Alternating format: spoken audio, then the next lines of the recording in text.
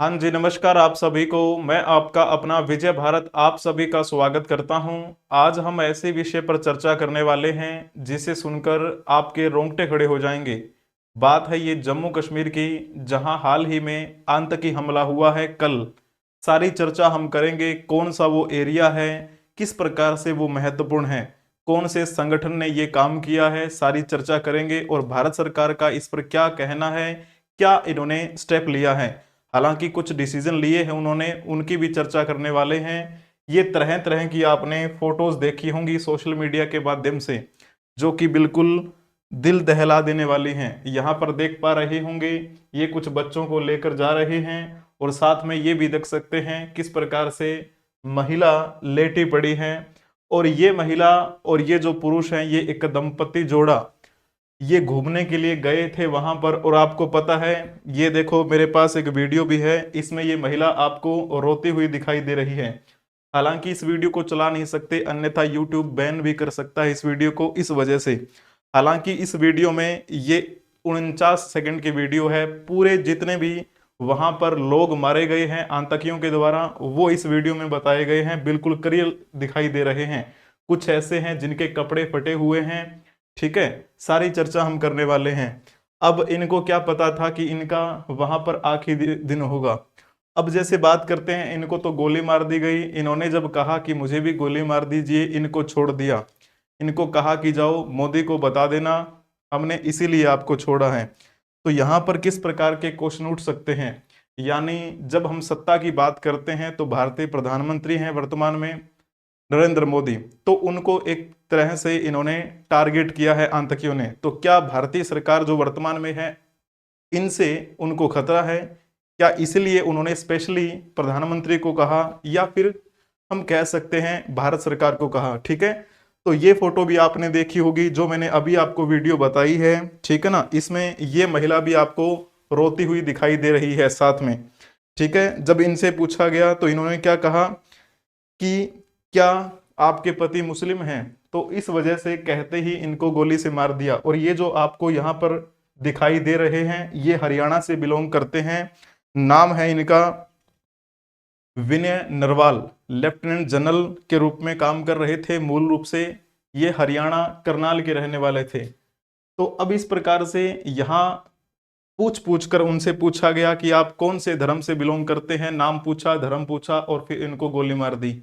कितना आप कह सकते हैं एक गिरी हुई सोच हो सकती है उनकी। और जब ये अटैक हुआ था उस समय यहाँ आपने देखी होगी ये फोटो, ये वीडियो बना रहे थे, इन्होंने कहा सब कुछ भगवान अच्छा करेगा, हम बच जाएंगे। और इस प्रकार से ये जो वर्तमान में हुई है घटना, ऐसी घटना पहली बार नहीं है। इससे पहले बहुत सारी घटनाएं हो चुकी हैं। 2000 से लेकर 2025 तक कई आतंकी हमले हुए हैं इस जम्मू कश्मीर के क्षेत्र में। 21 मार्च 2000 को सिख समुदाय पर हमला हुआ था। अमरनाथ यात्रियों को निशाना बनाया गया था 2000 में। 2001 में भी 13 लोग मार दिए गए थे। 2001 में 36 लोगों ने जान गंवाई। 2002 में अमरनाथ यात्रियों पर फिर से हमला हुआ। 2002 में 9 सुरक्षा कर्मियों पर और फिर कश्मीरी पंडितों पर सरकारी स्कूल के सामने विस्फोट हुआ था। 2005 में श्रमिकों को निशाना बनाया। 2006 में श्रद्धालुओं की बस पर हमला हुआ। इस तरह न जाने कितने हमले होते रहे हैं इस जम्मू कश्मीर की धरती पर। अब जैसे बात करते हैं हम यहाँ इस हमले की, कहाँ पर हुआ है ये मेनली अगर देखा जाए तो जम्मू कश्मीर में कल की बात है। ये दोपहर अनंतनाग जिला है, और उस अनंतनाग जिले में एक पहलगाम क्षेत्र है। वहां पर कुछ अज्ञात आतंकवादियों ने पर्यटकों के एक समूह पर हमला कर दिया, जो कि वहां पर घूमने के लिए गए हुए थे। जो ये क्षेत्र है, ये श्रीनगर मुख्यालय से कितना दूर है? तकरीबन 85 किलोमीटर दूर है। और ये पहलगाम के बेसन वन क्षेत्र में हुआ है ये घटनाक्रम जो आपने देखा। ठीक है, अब पर्यटक कुछ ऐसे भी हैं जो घायल हो गए थे, और कुछ पूरी की पूरी लिस्ट आपने देखी होगी। 27 लोगों की लिस्ट भी जारी कर दी गई है, कुछ के नाम मैं आपको यहाँ पर बताऊंगा भी। ठीक है, तो यहाँ अब ये जो आपने देखा है आतंकियों ने किस प्रकार से कोहराम मचाया। ये जो आपकी यात्रा आने वाली है, अमरनाथ की यात्रा, अभी जुलाई के महीने में आएगी, उससे जस्ट पहले का है। यानी अब इस प्रकार का अगर आतंकी हमला हुआ है, तो जाहिर सी बात है जो भी यहाँ पर घूमने जाते हैं उन पर एक बार रोक लगा दी जाएगी, चाहे वो श्रद्धालु हों चाहे वो अन्य घूमने वाले लोग हों। तो अगर वहां पर इस प्रकार से निर्णय लिया जाता है तो नुकसान किसको होगा? जम्मू कश्मीर के पर्यटन क्षेत्र में। क्योंकि जब हम जम्मू कश्मीर की बात करते हैं तो कहते हैं कि उनका जो जीडीपी है उसमें 8% के आसपास इसी का योगदान रहता है पर्यटन के क्षेत्र का। ठीक है, तो ये पॉइंट भी आपको ध्यान में रखना है। अब जैसे बात करते हैं ये क्षेत्र है कहाँ, सबसे पहले भारत के मैप को जब देखेंगे तो यहां आपको दिखाई देगा ये लद्दाख है, ये जम्मू कश्मीर है। जम्मू कश्मीर का जो एरिया है आपको पता है पाकिस्तान के साथ लगता है। 2019 से पहले आपको पता ही है कि ये जम्मू कश्मीर राज्य हुआ करता था। 2019 में जब धारा 370 को तोड़ दिया गया, अनुच्छेद 370 को, उसके बाद में इस जम्मू कश्मीर को दो केंद्र शासित प्रदेशों में बांट दिया गया, जम्मू कश्मीर केंद्र शासित प्रदेश और लद्दाख केंद्र शासित प्रदेश। इस जम्मू कश्मीर की बाउंड्री आपको पता है यहाँ पाकिस्तान के साथ लगती है। जब बात करें पाकिस्तान के साथ तो ये राजस्थान का भी एरिया टच होता है, गुजरात का एरिया भी टच होता है, लेकिन यहाँ पर आपको पता है बहुत कम आपको घुसपैठ देखने को मिलती है, लेकिन यहाँ पर आपको बहुतायत मात्रा में हमले देखने को मिलते ही हैं। इसका मतलब क्या है? जाहिर सी बात है बिना शय के कोई भी काम हो नहीं सकता, तो जाहिर सी बात है वहां के लोग जो हैं कहीं ना कहीं ऐसे होंगे जो उनको शय देते होंगे, उनके जो हथियार हैं वो पहुंचाने में मदद करते होंगे, बिल्कुल ऐसा संभव है। ठीक है ना। अब मान के चलो अगर हम विरोध करेंगे, किसी को शय देंगे नहीं और हम हर पल एक लगेगा कि हमें कोई विरोध करना चाह रहा है, कोई उधर से आएगा, तो हम सतर्क रहें अपने तरीके से, तो किसी के मजाल नहीं होती है। ठीक है, लेकिन वही बात है कि एक ऐसे क्षेत्र में पहुंच जाते हैं जहां पर बहुत सारे जो नागरिक हैं वो घूम रहे थे। तो सबसे पहले मैं आपको मैप पर ले चलता हूं, ये उनकी ऑफिशियल वेबसाइट से उठाया हुआ मैप है जो आपको दिखाई दे रहा है।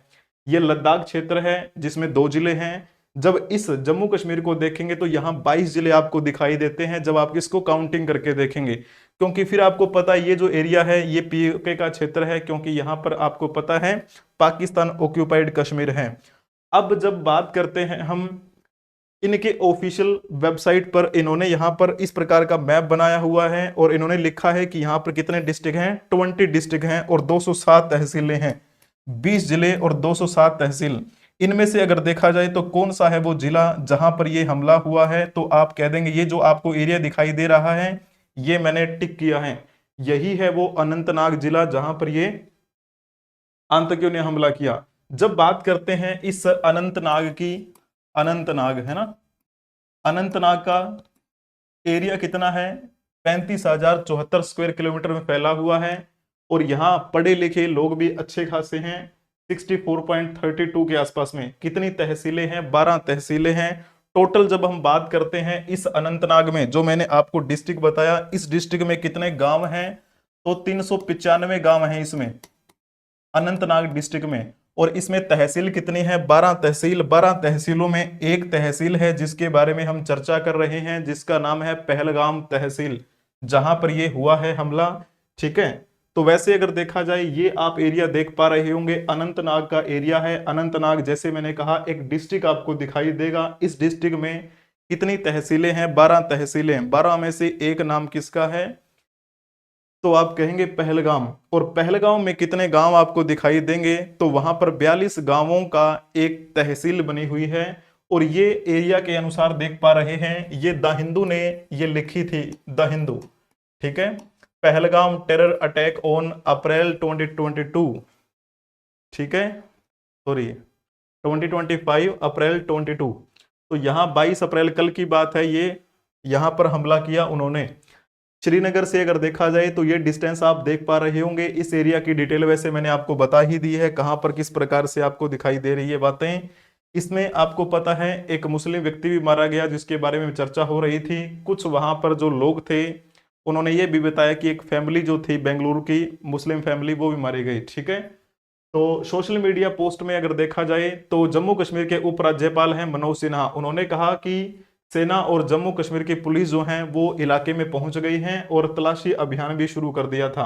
हालांकि इसके बारे में स्पेशली इन्होंने लिखा था अपने ट्विटर एक्स हैंडल पे इसके बाद में अलग अलग जैसे देखा जाए तो बहुत सारे यहाँ पर आपको ट्वीट देखने को मिले होंगे, राज्य स्तरीय भी, राष्ट्रीय स्तर पर भी और अंतर्राष्ट्रीय स्तर पर।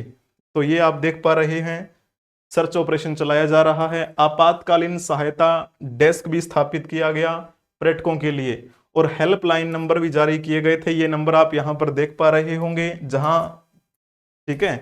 तो इस प्रकार से अगर किसी को कोई जानकारी चाहिए थी, इस वजह से इन्होंने ये लिखा था। अमित शाह जो हमारे गृह मंत्री हैं, उन्होंने भी इसके बारे में लिखा। नरेंद्र मोदी जो आपको पता है कहां पर गए हुए थे, सऊदी अरबिया की यात्रा पर गए हुए थे, वापिस आ गए हैं। और जब बात करते हैं गृह मंत्री की, गृह मंत्री भी वहां पर पहुंचे और एक बैठक की। और जब ये नरेंद्र मोदी वहां पर पहुंचे तो एयरपोर्ट पर जो अजीत डोभाल हैं और हमारे विदेश मंत्री सुब्रमण्यम जयशंकर है, उनके साथ इनकी मीटिंग हुई। इसके अलावा बाहरी अगर हम विदेशी बात करें तो ये इजराइल की तरफ से एक लिखा गया इसके बारे में ट्वीट, ठीक है। तो सभी ने इसके बारे में कहा कि ये एक दिल दहलाने वाली बात है, और जितने भी लोग मारे गए हैं हम उनके परिवार के साथ हैं। सभी ने सांत्वना देने का प्रयास किया, लेकिन क्या सांत्वना देने से सब कुछ काम ठीक हो जाएगा? हर बार ऐसा हो जाता है, लेकिन अब की बार क्या है, कहीं ना कहीं हमें जवाब देने की आवश्यकता बिल्कुल रहेगी। हम 140 करोड़ लोग हैं भारत में, और हर बार कोई ना कोई ऐसा काम हो जाता है बड़े स्तर पर, ठीक है। निर्दोष लोगों की जान चली जाती है, लेकिन हम कुछ भी नहीं कर पाते हैं, क्योंकि कुछ दिन बाद फिर कोई ना कोई एक ऐसा आपको एग्जाम्पल देखने को मिल जाता है। तो यहाँ पर इस प्रकार से आपने और भी देखा होगा, और प्रेसिडेंट ऑफ इंडिया ने भी यहाँ पर ट्वीट करके बताया। जेडी वेंस आपको पता है 4 दिन की यात्रा पर हमारे भारत में आए हुए हैं, जो कि अमेरिका के उपराष्ट्रपति हैं, उन्होंने भी इसके बारे में लिखा। जॉर्जिया मेलोनी इटली की आपको पता है राष्ट्रपति, इन्होंने भी लिखा। डोनाल्ड ट्रंप जो हैं उन्होंने भी कहा कश्मीर के बारे में, रूस के द्वारा भी इसकी जानकारी दी गई। और इसके अलावा और भी आप यहाँ पर देख पा रहे हैं, कीर स्टारमर जो कि यूके के प्राइम मिनिस्टर हैं, इन्होंने भी कहा कि ये बहुत बुरी बात है, ठीक है। और यहाँ बजरंग दल के वर्कर जो हैं वो प्रोटेस्ट कर रहे थे, ऐसा एएनआई ने लिखा। इसके बारे में प्रेस ट्रस्ट ऑफ इंडिया ने भी बताया कि वहां पर कुछ लोग जो हैं कैंडल मार्च निकाल रहे थे कि हमें नुकसान हुआ इस बात का। लेकिन आपने वो वीडियो भी देखी होंगी जिसमें से कुछ ऐसे लोग भी थे जो हंसते हुए नजर आ रहे हैं, जैसे ये चेहरा आप देख पा रहे हैं। ऐसे बहुत से लोग थे। अब आपके मन में आ रहा होगा कि हाँ देखो, एक तो है आदर्शवाद की स्थिति में जाना कि हाँ सब कुछ अच्छा हो जाए, लेकिन फिर भी कहीं ना कहीं आपको देखने को मिलता है ऐसे लोग भी होते हैं जो चिंगारी भड़काने में विश्वास रखते हैं। अब इनमें से ऐसे लोग हैं वास्तव में जिनको नुकसान हुआ है, जो ये दर्द महसूस कर रहे हैं कि हमारे पर्यटन को नुकसान होगा, इसके बाद यहाँ पर बंदिशें लगा दी जाएंगी, पर्यटक नहीं आएंगे और रोजी रोटी छिन जाएगी। लेकिन कुछ लोग ऐसे हैं जिनको बस वो साथ में खड़े हैं, लेकिन मन में उनके लड्डू फूट रहे हैं। ऐसे लोग होते हैं, हर समाज में होते हैं। यहाँ पर भी आपको इस वीडियो में भी देखने को मिले होंगे, आपने सोशल मीडिया पे देखा भी होगा, ठीक है। तो इस प्रकार से ये बातें कुछ थी जो मैंने आपको बताई हैं। अब मैंने जो कहा है आपको, यहाँ आप देख पा रहे होंगे और भी इस प्रकार की न्यूज़ देखने को मिली। अब जैसे बात करते हैं, मैंने कहा कि कहाँ पर हुआ है ये हमला, अनंतनाग डिस्ट्रिक्ट है, वहाँ का पहलगाम तहसील है। उस पहलगाम तहसील में 42 गांव आते हैं। वो जो पहलगाम तहसील है किस वजह से प्रसिद्ध है, कौन कौन सी जगह हैं जो घूमने वाली हैं वहां पर, तो टूलियन लेक के लिए प्रसिद्ध है। कुछ ऐसी फोटो आपको दिखाई देगी, ये सारी फोटो मैंने इनकी ऑफिशियल वेबसाइट से उठाई है, ठीक है ना। इसके अलावा लिदरबाट के लिए भी प्रसिद्ध है ये। और इसके अलावा यहाँ पर आपको और क्या देखने को मिलेगा, कतरनाग लेक आपको दिखाई देगी यहाँ पर। उसके बाद मार्तंड सन टेम्पल आपको दिखाई देगा, सूर्य भगवान को समर्पित ये एक मंदिर बना हुआ है। इसके अलावा वेरीनाग के लिए प्रसिद्ध है ये। इसके अलावा और क्या है, यहाँ पर अचाबल प्रसिद्ध है जहां पर लोग घूमने के लिए जाते हैं। कोकरनाग के लिए प्रसिद्ध है ये पहलगाम।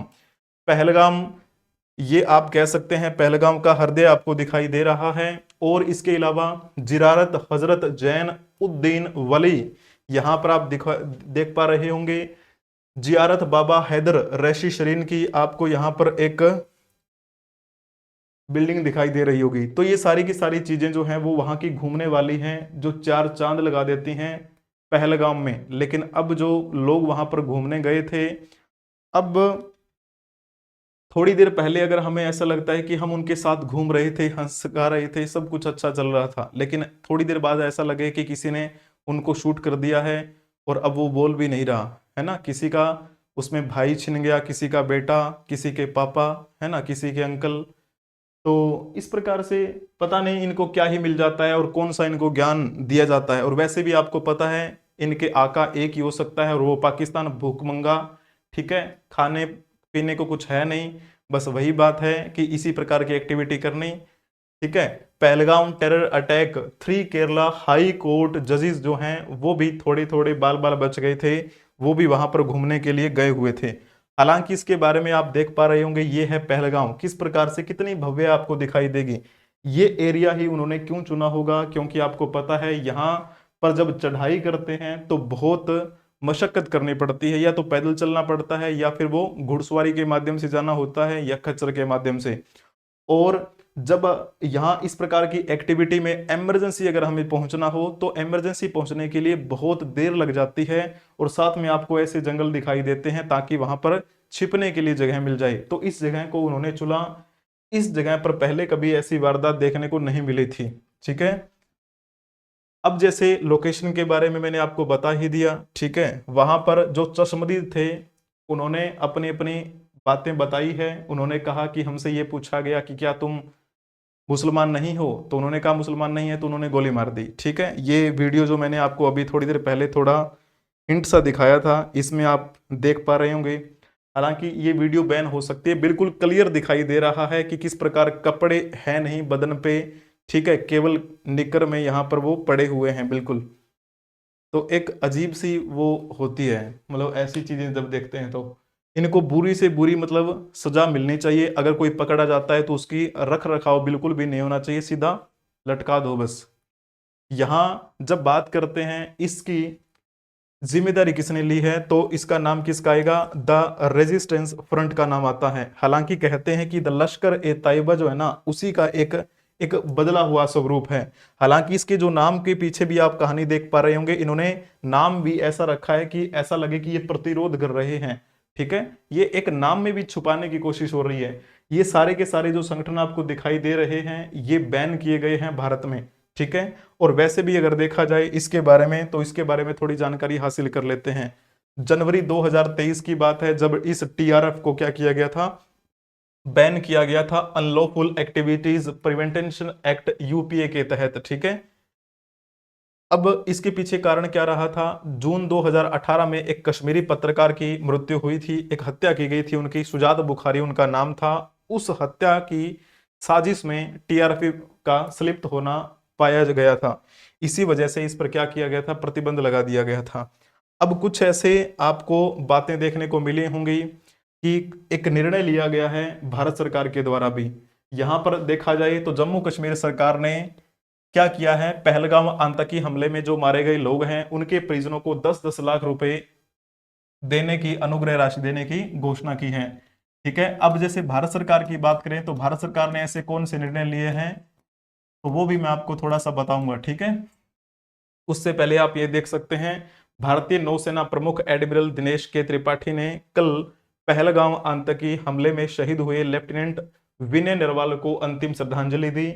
और इसके साथ साथ में और भी यहाँ पर आप देख पा रहे होंगे कुछ बातें, कुछ नाम मैं आपको यहाँ गिनवा देता हूँ। जैसे मैंने कहा, ये जो नाम आप देख पा रहे होंगे लेफ्टिनेंट विनय नरवाल, इनकी पत्नी जो बोल रही थी, जिसके बारे में मैंने आपको थोड़ी सी वीडियो दिखाई है, ये है ना। तो यहाँ मंजूनाथ, जो मैंने एक साइड में एक फोटो दिखाई थी बड़े वाली, ठीक है, वो कर्नाटक से बिलोंग करते थे। उनकी जो बीवी थी पल्लवी, पल्लवी को उन्होंने छोड़ दिया कि जाओ मोदी को बता देना। इसके अलावा जो शिवम मोंगा नाम से हैं वो भी कर्नाटक से हैं, विनय नरवाल हरियाणा से, हुमांशु जो हैं वो भी हरियाणा के रेवाड़ी से बिलोंग करते हैं, ये हरियाणा के करनाल से बिलोंग करते थे। तो इसके अलावा दिलीप नाम से हैं, अतुल मोहन, सैयद हुसैन शाह नाम के हैं जो अनंतनाग से हैं, एक मुस्लिम व्यक्ति हैं जो वहां पर काम करते थे मजदूरी के रूप में, ठीक है, लोगों को वहां लेकर जाना। इसमें कुछ अच्छी तस्वीरें भी आपको देखने को मिल रही हैं कि वहां के जो लोग हैं लोगों की मदद कर रहे हैं। लेकिन वो तो अच्छे लोग हैं, लेकिन बुरे जो लोग हैं उनको कैसे पकड़ा जाए, पकड़ने के लिए अगर सरकार चाहे तो कुछ भी कर सकती है, लेकिन जब हम अपने समाज की बात करते हैं, अपने लोकल लैंग्वेज, लोकल एरियाज में कोई भी गरीब व्यक्ति होता है, ठीक है, कई बार तो ऐसा होता है कि कसूर होता भी नहीं है, फिर भी उसको पकड़ ले जाते हैं, उससे बड़ी पूछताछ करते हैं। तो सरकार चाहे तो कुछ भी तो कर सकती है ना, क्योंकि हमारे पास सुरक्षा बलों की कोई कमी नहीं है, ठीक है। लॉ एंड ऑर्डर में कहीं ना कहीं कोई चूक रही होगी, वरना इस क्षेत्र में जहां पर कभी भी हमला नहीं हुआ वहां पर हमला कैसे हो सकता है, ठीक है।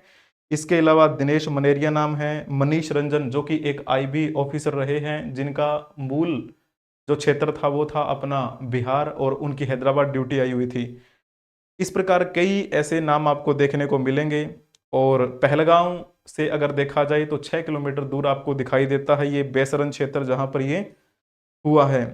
तो इसके लिए अब जैसे भारत सरकार की बात करें तो क्या क्या इन्होंने निर्णय लिया है, थोड़ा सा मैं यहाँ पर आपको जिक्र बताऊं। तो ऐसा कहा जा रहा है कि कुछ न्यूज एजेंसीज ने बताया है, सिंधु जल सिंधु जल समझौता जो है इस पर एक बार के लिए रोक लगा दी गई है। भारत में पाकिस्तानी उच्चायोग बंद करने की बात हुई है, और 1 हफ्ते में खाली कर देना होगा ये उच्चायोग। पाकिस्तान राजनयिक वापस भेजे जाएंगे यहाँ से। अटारी वाघा बॉर्डर जो है वो बंद कर दिया गया है। पाकिस्तानी नागरिकों को वीजा नहीं मिलेगा। कुछ ऐसे निर्णय यहाँ पर देखने को मिले हैं। तो क्या इतने निर्णय ले देने से सब कुछ हो जाएगा? अब जैसे बात करते हैं हम, थोड़ी सी यहाँ पर बॉलीवुड की बात आ जाती है। बॉलीवुड में बहुत कम ऐसे आपको नुमाइंदे देखने को मिले होंगे जिन्होंने ट्वीट करके भी कुछ लिखा होगा। वैसे तो वो हर बार आ जाते हैं, जैसे हम राफा की बात कर रहे थे, उस पर तो बड़ा ट्वीट कर रहे थे, लेकिन आपको अब इतना नहीं देखने को मिला होगा उनके ट्वीट के बारे में। तो क्या उनका फर्ज नहीं बनता? अब जैसे पाकिस्तानी एक्टर एक्ट्रेस आते हैं हमारे बॉलीवुड में काम करने के लिए, बॉलीवुड ने तो आपको पता है कितना मैनिपुलेट किया ही है हमारे भारतीय समाज को। वहां के लोग अब भी काम कर रहे हैं, तो उनको भी तो बाइकआउट कर देना चाहिए, उनको भी भगा देना चाहिए यहाँ पे। क्योंकि हर क्षेत्र पे, हर पॉइंट पे हम बॉयकॉट करेंगे। क्रिकेट की बात करते हैं तो क्रिकेट को भी हम पाकिस्तान के साथ खेल नहीं मत। तो डिसीजन एक प्रकार से नहीं होता, हम व्यक्तिगत तौर पे भी प्रयास करें, ठीक है। और अगर बड़े लेवल पे जो पहुंच चुके हैं, जिनके पास पैसा है, दौलत है, कम से कम वो भी अपने लेवल पे अगर करेंगे तो बहुत अच्छा परिवर्तन देखने को मिल सकता है, ठीक है। तो इस प्रकार की कुछ बातें थी। तो जो भी परिवारजन दुखी हैं, मतलब उन्होंने अपनों को खोया है, किसी ने बेटा खोया, किसी ने पिता खोया, सबको ठीक है, नमस्कार। तो मिलते हैं। दूसरी जो वीडियो होगी उसमें हम क्या करेंगे, उसमें इस टीआरएफ के बारे में बात बताऊंगा मैं आपको, किस प्रकार से इसकी शुरुआत हुई थी, किस प्रकार से इन्होंने ये काम करना शुरू किया है। जब से ये धारा 370 जो है, अनुच्छेद 370, इसे तोड़ा गया, उसके बाद में ज़्यादा सक्रिय हुआ है ये, उसकी पूरी कहानी मैं आपको एक अलग वीडियो में बता दूंगा ताकि आपको पता लगे, ठीक है। कुछ ऐसी बातें जो थी मैंने आपको बताई। तो हम एकजुट होकर रहेंगे तो जाहिर सी बात है सब कुछ अच्छा होगा। और रही बात पर्यटन क्षेत्र की, तो वहाँ पर्यटन क्षेत्र को बनाने के लिए जो प्रयास होता रहा है, हम भारतीय जो भारत सरकार वर्तमान में चल रही है, उन्होंने सोशल मीडिया के माध्यम से बहुत ऐसा बताया है कि अब ये जम्मू कश्मीर में इतना हो गया है, हमने ये इतना फायदा कर दिया है, ये हो चुका है ना। कभी हम किसी किसी ने एरिया को बहुत अच्छे तरीके से पेश किया गया है, लेकिन ये जो चूक है, इस चूक की भरपाई कैसे हो, इसका भी जो जवाब सरकार को ही देना चाहिए, है ना। तो चलिए।